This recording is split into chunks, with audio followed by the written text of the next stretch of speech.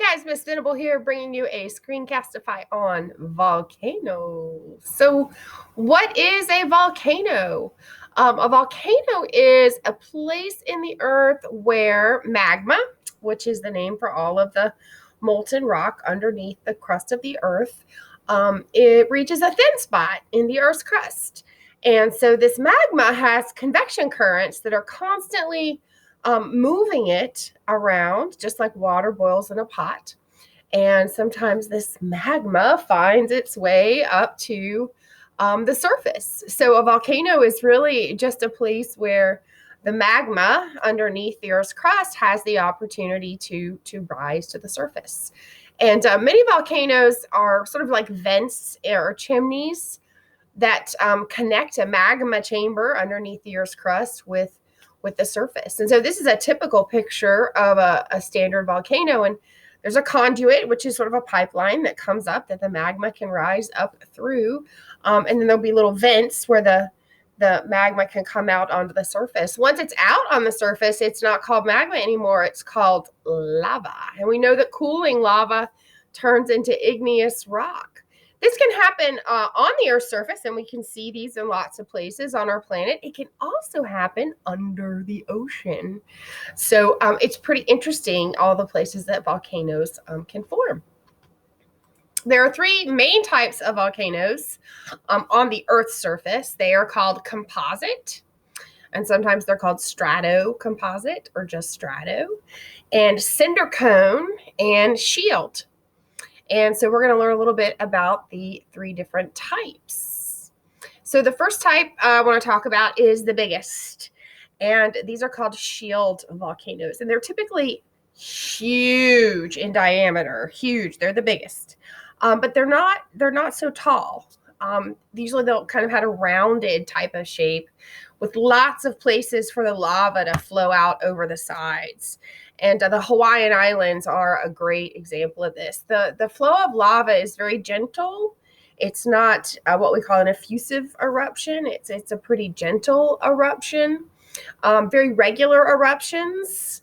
They don't kind of blow their top. They just kind of spill over.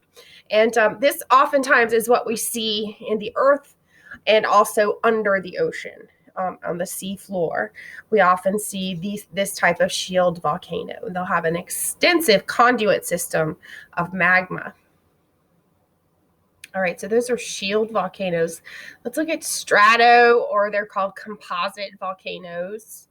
The lava is typically calm, but then sometimes it's what we call violent or explosive. So effusive is the term for sort of that calm lava that just flows down the side of the mountain. And explosive is when the volcano really blows its stack and lots of ash and gases go off into the air infrequently. Okay, composite volcanoes explode infrequently. They're usually tall, very tall, the tallest kind, and with very steep slopes. A great example of this is in Mount St. Helens. It had a very unexpected eruption when I was a little girl, and the town that was built at the base of that volcano really suffered. The type of lava that's in a composite volcano is called felsic. Felsic lava is very thick, and it kind of can clog the vents. And so instead of the lava just sort of gently flowing out, instead it's like a plug. And then the lava pressure builds up underneath this felsic lava, and then all of a sudden it just explodes. These typically form near places where tectonic plates have converging tectonic plate boundaries. Okay, cinder cone is the next one. Cinder cone volcanoes are the smallest, and they're the most common. A lot of times they just look like a pile of rocks. And these are places that the Earth's crust is very thin. They're called hot spots. Is typically where they form, and they have very violent eruptions. They'll shoot out some ash and cinders and bombs. They're called bombs, just big rocks that fly off into the air, but usually only once. So once they kind of blow their stack, they relax a little bit. Small and steep. So here's a couple of pictures of cinder cone volcanoes. So how do these volcanoes form? Well, again, hot molten rock, which we call magma, is more buoyant than the rock around it. And so it's going to tend to rise through the crust and erupt on the surface, kind of the same way a hot air balloon has lower density gas in it. It always rises to the surface. Now, how well that magma flows in the form of lava depends on the amount of gas that's mixed in with it. And the gases can be things like water, carbon dioxide, or sulfur gas. So how much gas is in the lava or the magma kind of determines how easily it flows. If there's a lot of gas, then the magma tends to be really sticky and you're going to get an explosive eruption. So just like if you shake up your carbonated soda and you open it, it goes everywhere. So lots of gas in your magma is going to give you an explosive eruption. And then a small amount of gas is going to give you what they call an effusive eruption, or a more gentle eruption. It just kind of trickles out. Let's look at some eruptions. So explosive eruptions are the violent ones. Explosive eruptions can shoot gases and ash and lava way up in the air. Here's a picture of a cloud that's formed from a volcanic eruption. These are going to have really severe environmental and climatic effects. Actually, they can cool the Earth's surface pretty dramatically. After a bunch of volcanic eruptions in 1 year, we've noticed that the overall temperature of the Earth cools off because it's blocking the sun from reaching the surface. And so these are obviously the most hazardous, and scientists go to a lot of trouble to try to monitor volcanoes we know are active that would have explosive eruptions to try to prevent loss of life. Here's another picture of explosive eruptions. So one of the big dangers about explosive eruptions is not just the eruption itself, but it can cause what's called a pyroclastic flow. And a pyroclastic flow is a big old mess, okay? It's all of the hot ash, these gases, and they're very toxic gases to people. It will start to roll downhill down the side of the volcano, down the mountain, and it will pick up debris as it comes. And so this is an image of a pyroclastic flow that actually buried a city called Mount Serrat, completely buried the city very unexpectedly. So it's more than just the lava that can be dangerous. The ash itself gets blown high into the air, and again, that can block out the sun and cause a lot of problems in the weather patterns and in the temperatures on the surface. Here's a great picture. I would not want to be in that car trying to outrun this pyroclastic flow. You can really see what all is in that flow coming down the mountain behind that car. Extremely dangerous. Let's look at some effusive eruptions. And effusive eruptions are more predictable. They're a lot less violent. You can actually, in places in Hawaii, you can actually just walk out onto the mountain and see the lava flowing. It's flowing very slowly.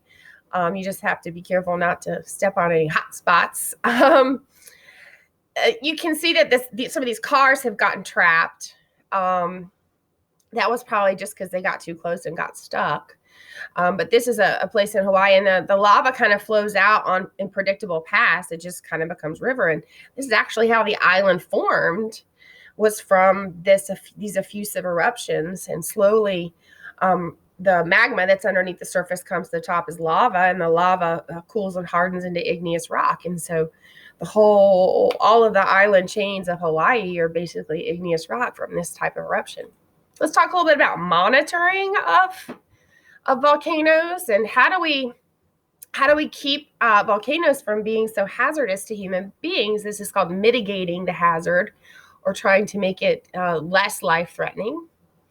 So there are volcano fatalities every year, a few tragic ones that I will mention that are worthy of mentioning. In Indonesia in 1815, 92,000 people died. Again, in Indonesia in 1883, 36,000 people died. Mount Pele in Martinique, 1902, 29,000 people died. In Japan in 1792, 15,000 people died. Now, there's fewer fatalities due to volcanoes these days because scientists monitor them. But volcanoes are not as hazardous as earthquakes, hurricanes, and famine if you just look at statistics. But they're certainly very, very, very dramatic. And we will be discussing some of the specific kind of famous volcanic eruptions. So what is it that's so dangerous? Obviously, the lava, also the pyroclastic flow. That's all the ash and soot and gases and debris and everything that comes rolling downhill. The heat from the volcano being erupting can also cause mud flows and rock slides and earth slides. Those are called lahars, the mud flow that comes from the melted earth, or the moving earth. Lava itself, the gases, or the noxious is the term we use for like poisonous gases. Particularly like sulfur is pretty nasty. And actually, volcanoes can be triggers for earthquakes as well, because a lot of times they'll go hand in hand, because there'll be some shifts in a fault line, and that will give the magma an opportunity to come up through the volcano, and it will also trigger an earthquake. So sometimes they go together. Let's look at another pyroclastic flow example. There's a famous pyroclastic flow that happened in Mount Vesuvius in 79 AD. It actually destroyed the city of Pompeii, and when it rolled over the city of Pompeii, life was just going on as normal. And so this entire town kind of got buried, mummified immediately. And so archaeologists have dug up the city of Pompeii in our century, and we're able to kind of see what life was like for those ancient people. So here's a few pictures of Pompeii. This is the volcano that destroyed Pompeii, called Mount Vesuvius, and it blew its top. There was a huge pyroclastic blow, and the pyroclastic flow came down over the city. And so this is an image of a person that was kind of entombed in that pyroclastic flow. A few more pictures here from Pompeii. So the city remained buried for 1,700 years. Excavations started in the late or mid 1700s. The excavations continue today, but we get a really interesting picture of this preserved culture of the Roman Empire from 79 AD. If you go to Vesuvius today, there's the volcano there, and you can see here it's in Italy, quite near Naples, Italy. It's still a hazardous volcano, but it's heavily populated. About 1.5 million people live in this city, Naples, right here, which is only about 30 kilometers away. And so there, it is possible that Vesuvius would blow its top again and cause a lot of damage. So they carefully monitor that volcano. Here's Mount Pele in Martinique. The left-hand side is the before picture, so you can see lots of houses and boats and things. It's a nice seaside community. And then afterwards, the volcano just wiped out. So the eruption of this one produced a pyroclastic flow, completely destroying this city, Mount Pierre, and that is in the Caribbean, right by the Caribbean Ocean. So 29,000 people died, and only 2 survived that 1902 disaster. And, why do you think that is? Why do you think so many people died in that one? And how do these pyroclastic flows cause, such extreme devastation? There's kind of 2 things that can happen. You can have the direct impact of it. You can have a burial in it. Also, the heat from it causes burns. It is carrying so much heat with it. You can see all these trees are just burnt up, and I would not want to be caught in that. And then the heat from that can also cause mud flows, and those are called lahars. And so the volcanic activity sort of melts snow and ice, and it causes the earth to sort of shift, and then you have a mudslide, and that will pick up a lot of speed and debris and pretty much destroy anything in its path. The ash load can be pretty bad. It can go on for days and days, collapse roofs, bring down power lines, certainly kill plants or contaminate your water. and of course, cause respiratory problems for anything, animals and humans alike. The lava flow is not always the most dangerous part. Effusive lava can be dangerous, but it is somewhat predictable. The only tricky part is sometimes it just looks like rock, and then you get stuck. Here's a lava flow in Iceland in 1973, and you can see all the heat and lava shooting up out of that volcano. There's a couple images of that at the night and in the daytime. It really caught the inhabitants by surprise. About a third of their town was destroyed, which was a big surprise to them. And there was a lava flow that went right through it.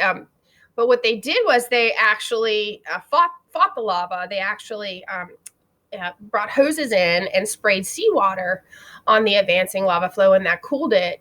And they were able to kind of stop or divert a lot of the lava flows away from parts of town that hadn't been destroyed yet. So they saved a large part of their town with their quick reaction. So the important thing now is volcano monitoring. I'm not sure if you would want this job or not, but I think it would be pretty cool to go up on top of a volcano and, set up an observatory up there. And the kind of stuff you would measure is the ground deforming? Is there any seismographic activity or kind of earthquake type of motion in the earth? You would monitor for any types of gases, sulfur, carbon dioxide, and whatnot. You would certainly monitor the water and see if there were any toxins in the water around the volcano. So there's lots of things that you would monitor and try to warn you that a volcano is getting ready to erupt. There's sort of what they call precursors. They happen before the volcano erupts. And that seismic activity is really the big thing. Seismology is the study of vibrations or earthquake type activities in the Earth's surface. So commonly an earthquake will precede an eruption, which means the earthquake comes first and the volcano eruption comes second. And that's the result of that magma pushing up through the surface, which will shift some of the fault lines, causing an earthquake. So kind of keeping an eye on seismic activity and what's going on with vibrations in the ground kind of lets us know what's going on with earthquakes too. This is a picture of a drum seismograph, and it's stationed on the flanks of the volcano, like on the edges or sides of the volcano. And they record the frequency and duration and intensity of earthquakes and report it back to the scientists that are in the volcano observatory. So a tiltometer is another kind of neat device. So it just measures the tilt, literally the tilt of the earth. And it can measure tiny little changes, like 1 part per million in changes. So teeny little shifts in the tilt of the earth. Deformation, it can tell you when new material enters the magma chamber. So when that magma chamber is empty, everything's stable. But when hot lava or magma starts to flow into the chamber underneath the volcano, there will be a kind of a combination of things that happen. Heat will start to be released, which we can measure with a thermometer. And then there will be a seismograph will kind of monitor the vibration in the surface of the earthquake. And a tiltometer would sort of tell you, oh, things are shifting. Gas monitoring, very important. Particularly, we look for sulfur and carbon dioxide. So we know that before a volcano erupts, it's typically gonna start shooting out some different gases. And so they would put a gas sensor down into the volcano or the chamber, the magma chamber, to try to see. Here's some more pictures of gas monitoring. All of these scientists are collecting gases. These little fumaroles are the little cracks on the surface of the volcano. They're just little vents that reach down into the magma chamber. These days, things are being done more and more remotely by robots. And so as our technology improves, the devices to measure volcanoes will vastly improve. We're looking at infrared sensors taken from satellites and things like that. So in summary, volcanoes are very hazardous. They're not the most hazardous thing, but very hazardous. They can be studied, monitored, they can be understood. There are warnings that can warn people to evacuate. Each volcano is kind of different. They are unique. the three main types, which are the stratocomposite, the shield, and the cinder cone. They're just general categories. Every individual volcano has its unique characteristics. So what should geologists do about volcanic eruptions? We need to study them or monitor them, have some plan for how to evacuate people and mitigate the hazards, understand the population around the volcanoes, where we should and should not construct cities with large populations of people living, and education. So all of those are very important things. And are there other volcano-related hazards? Yes, we mentioned the gases. There have been cases where large numbers of people in an area around a volcano just mysteriously died for no apparent reason. And I'm talking about 1,700 people living in Cameroon mysteriously died in 1986. Basically, it wiped out a whole town and all the animals. And it was horrible. It was caused by noxious gases coming up from a volcano. So that even though the volcano didn't erupt, it still, gave off all of these gases. We see a lot of lakes that form on the top of volcanoes because in ancient times they've blown their stack, and so they've left a crater on the inside, and that can fill up with water. The water can suddenly become acidic because of the gases that bubble up. So it is bigger than just the gases. It can actually contaminate some of the water. So you would never want to drink the water that forms in a volcanic crater. You never know if it's going to be an acid or not. But there are management plans to try to detect these gases. They will pump water from the bottom of these lakes just to see, and it is possible to purify that water, because lots of places are dependent on the water that they get up high up on their mountains. So here's a picture of scientists trying to pump out some noxious gases or uncover some clean water from the bottom. There's a little geyser. They're actually releasing the gases underneath the water to try to keep the water safe. So lots of hazards there from the noxious gases. It's not a unique incident. 2 years earlier, before the Lake Nyos situation, 60 miles to the southwest, there was a heavy cloud that killed 37 people.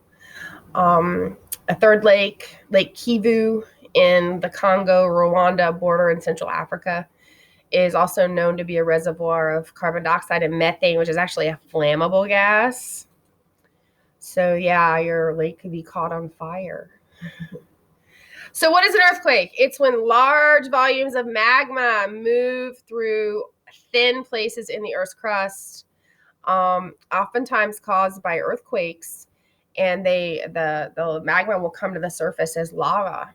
And so we know that earthquakes cause volcanoes a lot of times. The shifting of the seismology in the earthquakes can trigger a volcanic eruption. So we're going to talk more about earthquakes. Just a few pictures. This is pictures after an earthquake in Japan. Yikes. So we'll learn more about earthquakes, and I hope you learned a lot about volcanoes. Thanks for joining me.